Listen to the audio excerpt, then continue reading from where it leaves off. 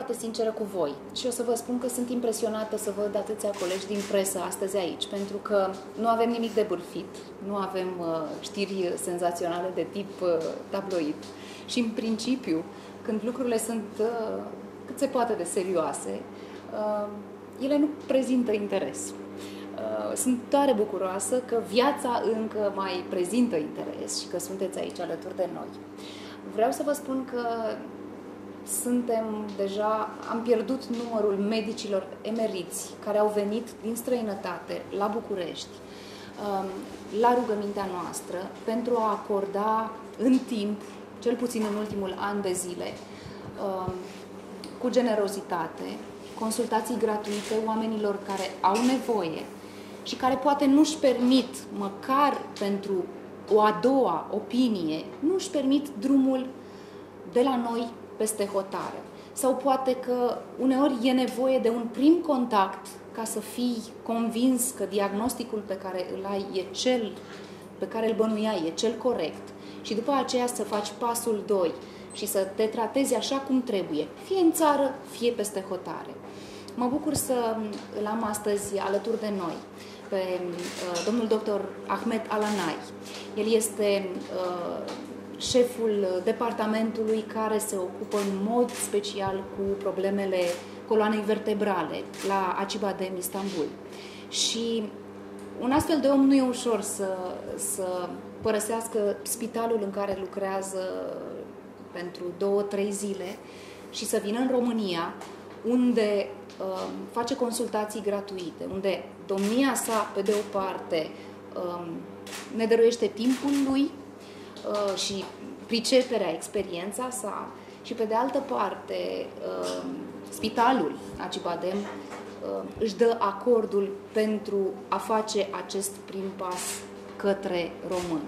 Mulți dintre cei care vin la consultațiile gratuite fac și al doilea pas, pentru că înțeleg corect, într-un dialog omenesc, nu într-un dialog neapărat de pe poziția medic-pacient, ci un dialog de la egal la egal. Înțeleg care le sunt oportunitățile, care e posibilitatea de vindecare și ce au de făcut cu claritate pentru următorul pas. Today you already saw 10 patients. Yeah? Up to now, I think around 10 patients, yeah. Small ones, matures. Yeah, exactly. What is your conclusion till the half of the day? Because you will continue till the night to see for free those patients. Right. Well, I have seen some interesting cases. Mainly, most of them were scoliosis patients, but scoliosis from different etiologies or different types of scoliosis, and many of them were patients who really need surgical management. Can you explain us why it's such a serious problem? Because many times for us, it's like, you have scoliosis, you can live with it. You can go through life like this, without doing anything. But what is the future? Right. Well, especially, first of all, the incidence of scoliosis is very high in the community. So it is estimated that, and independent of ethnics or countries, the incidence is around 3% in the population.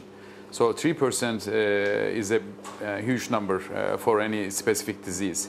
But thank God, majority of them actually are very mild cases, and many of the families or people even don't notice that they have scoliosis.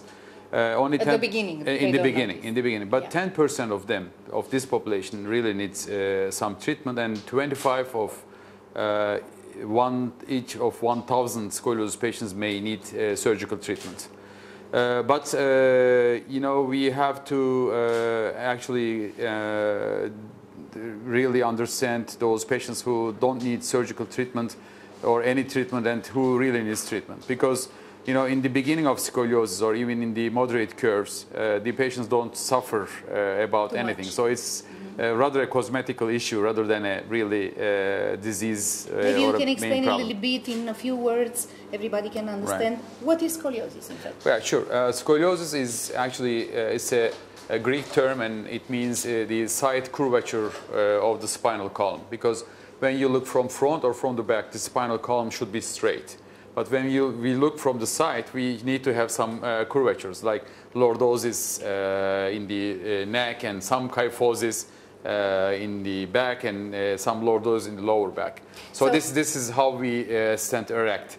But if there is any side curvature from the back or from the front, that is scoliosis. Then, cu alte cuvinte, scolioza înseamnă o deformitate a coloanei vertebrale și dacă la început nu pare o problemă serioasă, se poate trăi cu ea, așa obișnuim să spunem, în timp lucrurile duc la modificări foarte serioase în întregul organism.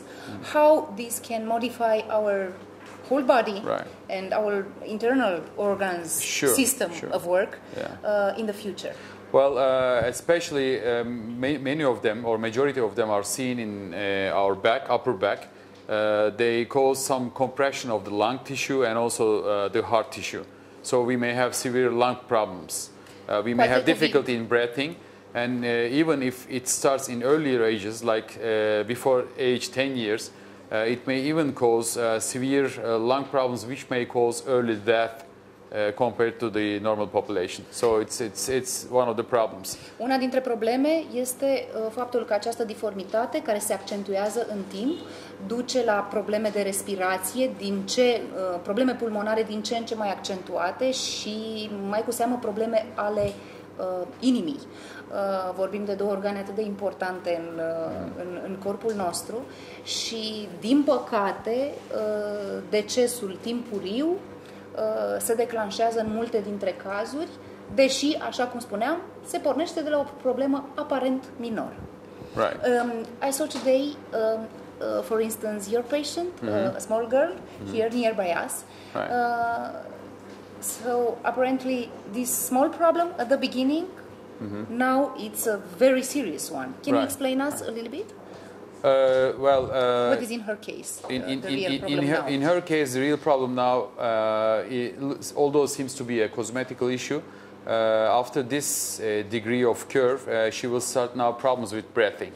And I think in 10 years, she may even be bedridden if left untreated, because she will have difficulty. She will not be able to do any efforts because of her lungs will not allow them, and then she will be maybe bedridden.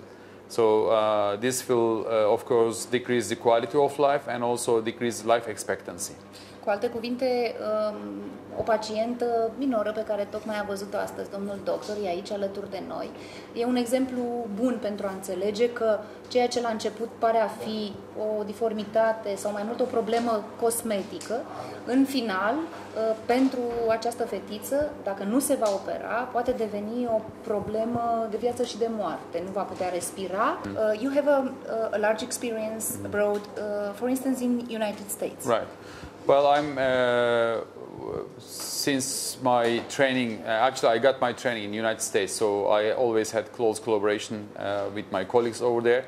And also I am very active in the Scoliosis Society, which is an American society, but fostering the spine care almost everywhere in the world, and which is also a global society, trying to educate not only the surgeons to be experienced in scoliosis surgery, but also trying to do some investigations, a lot of investigations, and a lot of investments to understand the scoliosis in a better way, because we don't know the main reason of scoliosis yet. So we try to find the reason first. It seems like it's just appearing. Exactly.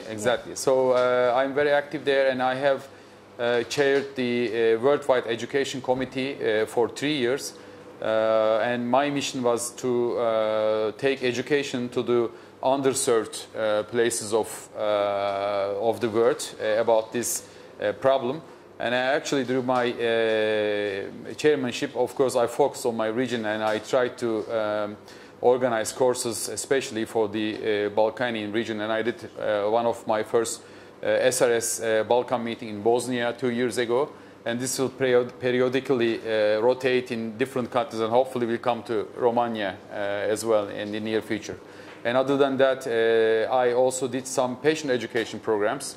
So I'm doing that actually in Turkey since 4 years, and I have a lot of attention from the public about this problem, because scoliosis awareness is very important, and it's also not very good in Turkey. Even in the United States, SRS has started a campaign about this awareness, and now in every state of United States, the government declared June as the Scoliosis Awareness Month, because early diagnosis is very important, and public also should be educated. And on the name of SRS, I also did some patient educations in Malaysia, in Egypt, in several other countries, and there was a great interest, from each country. As I said, I mean, education is a mission of myself, and I also do a lot of investigations on scoliosis in my institute as well. I want to ask you something. What is your opinion about Romanian patients? Because you saw how they put questions, how they are prepared to deal, let's say, with the doctor. My opinion is that we don't take care of us enough. We don't know even to put the right question. This is a very political question, but I would not say about Romania, but I can maybe talk about all the Balkanian region, because no, I really want to know about us, because we really need to learn how to take care of us, how to cherish our life. Well, first of all, I think I got the impression that in this region, scoliosis surgeries are known to be very difficult surgeries, usually causing a lot of complications, and the most feared one, paraplegia. So I see a lot of efforts here to treat this condition conservatively, or maybe later on, just to neglect it. As you mentioned in the beginning, I mean, you told it, this is scoliosis, so this will not make anything. Exactly. So, but I think this is not the issue, because I can understand spine was a no-man-touch zone maybe 30 years ago, because those operations were very difficult and mainly resulting with paraplegia, a lot of complications, so we were not able to do anything. But I think now the time has changed, and there are a lot of developments in scoliosis treatment. So I believe there might be too many patients who really need surgery, but surgery cannot be done for some reasons. Maybe they think that it's not really causing problems, or maybe they see that the benefits of surgery is less than just leaving it to its natural history. But we have talked about the main problems like lung problems, pain, etc., etc. But also I should tell you that, especially in my country, especially after the development in surgery, now we are doing really very safe surgeries, even for the very huge curves. And I see that the scoliosis is becoming more and more cosmetical problem, because nobody, especially this is a girl disease, so it's seen in the females 10 times more than the males, and nobody wants to live with a hump, at the back, or with some shoulder asymmetry. Who wants to live with that? So as it's becoming more and more cosmetical, I think we are also doing maybe more and more aggressive surgeries. But I can tell you that surgery is not, we should avoid the fear of having a surgery, especially in those centers which are very well equipped and also having really experienced surgeons. I think this disease is not a big problem anymore, and it can be cured, especially when diagnosed very early, and even in the late cases with a huge amount of deformity. With the surgical techniques and the instruments we have currently, we can handle them safely as far as their lungs let us to do an operation, that's such a big operation. And my last question, what are you doing tomorrow here? But, because I know you have a meeting with doctors, this time with professionals. Right. Well, tomorrow I will just give a talk on state-of-the-art treatment of idiopathic scoliosis, which is the main problem, which is mainly seen in adolescent scoliosis. So I will just show them the standard approaches and the standard treatment, including braces, exercise, and also surgery. And also there are two new techniques that we started doing in Turkey, especially one of them we have just started is the minimal invasive surgical treatment of scoliosis, and also non-fusion treatment of scoliosis, because in the scoliosis now what we are doing is just to stabilize and just to fuse or unite the vertebra to each other. But with the new approach, what we are doing now, we don't do any fusion, and we just go through 6 holes here, small holes, and we operate and we don't fuse, and the mobility is still continuing, so the patients don't lose any motion while they have a full treatment of their scoliosis. So I think I will mention on this technique as well tomorrow. Thank you very much.